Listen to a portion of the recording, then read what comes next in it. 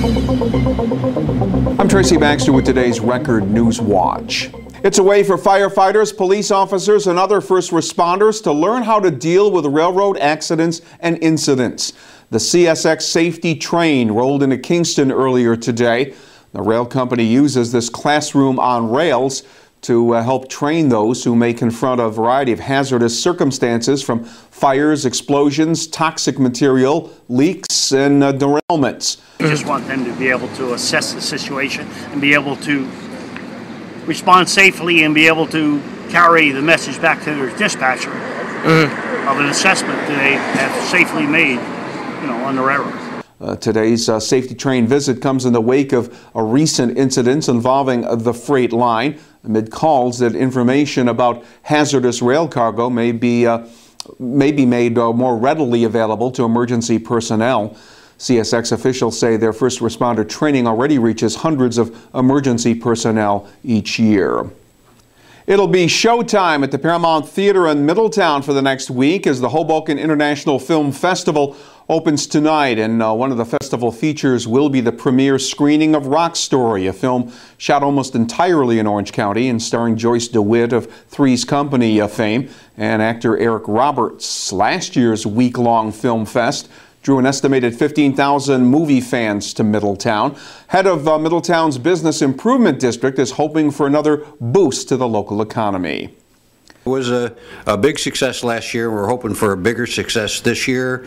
And of course, all the local stores downtown, anytime you put a lot of feet on the street, they're very, very happy. So they're looking forward to the crowds that should arrive here this weekend. The festival wraps up June 5th with an awards ceremony hosted by comedian Gilbert Gottfried.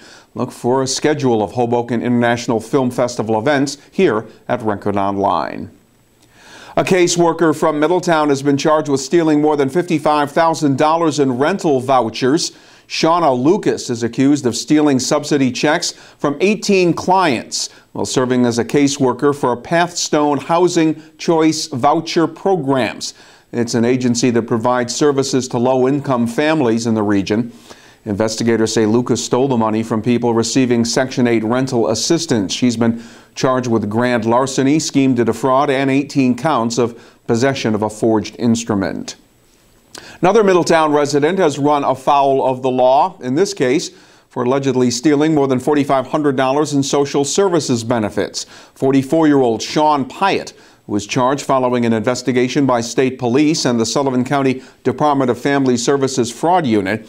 Police say on 8 different occasions, Pyatt filed applications for benefits with Sullivan County Family Services, claiming to be a Sullivan County resident when he was living in Middletown.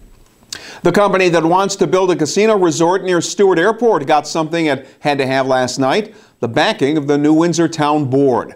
Board members authorized Town Supervisor George Green to sign a host community agreement with Green Track, the developer that is hoping to get a casino gaming license from the state to build on 140 town-owned acres. Green Track is promising 2,500 full and part-time jobs. The host community agreement could bring about $10 million in annual benefits to the town if Green Track is awarded a gaming license this fall. Elsewhere, 3 men, including an off-duty New York City Police Department Housing Bureau officer, are facing assault charges in the town of Wallkill. 25-year-old NYPD officer Joshua Tice of Port Jervis, along with 2 alleged accomplices, 25-year-old Justin Diesel and 21-year-old Kyle Diesel, both of Westtown, are accused of attacking 2 men after offering them a ride from a Middletown bar to a Wallkill residence. One of the victims suffered head lacerations and the second person a concussion. All 3 suspects were released pending a June 17th court date. Students at Sullivan BOCES and Liberty are now in the energy generation business. Thursday, students and instructors formally unveiled their wind turbine that'll be producing energy for future renewable energy programs at BOCES. BOCES students, including sophomore Kyle Smith, did the lion's share of the work to construct the wind turbine and get it moving. It absolutely was a fun project. It started off being a little different because not too many of us are used to them. And just from the beginning, putting all the work and time into it, we really appreciate what it came out to be. And it's absolutely amazing what renewable energy can do to help us. What's the most important thing that you can take away from this entire project? Probably that what we can do, instead of not just thinking, oh, it's going to be so hard, what actually we can do if we put our heart and heads on it. Like, a lot of us doubted it at first because of how rough it was and how hard it would be, but after doing it, we could probably do it several times again, like a walk in the park. A number of local businesses provided some of the resources for the wind turbine project, which is part of the BOCES pre-tech program. Other projects include biogas and wood stove generators, hydroponics, and a student-run business. And a 16-year-old from Port Jervis was arrested for stealing a construction machine and then trying to sell it on Craigslist.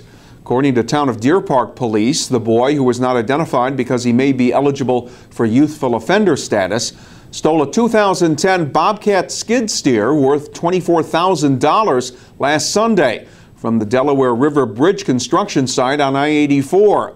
Police took him into custody 2 days later when he posted an ad on Craigslist and arranged to sell the machine to someone in Ossining, New York. The boy was arraigned on a grand larceny charge and released to the custody of his father. The machinery was recovered and returned.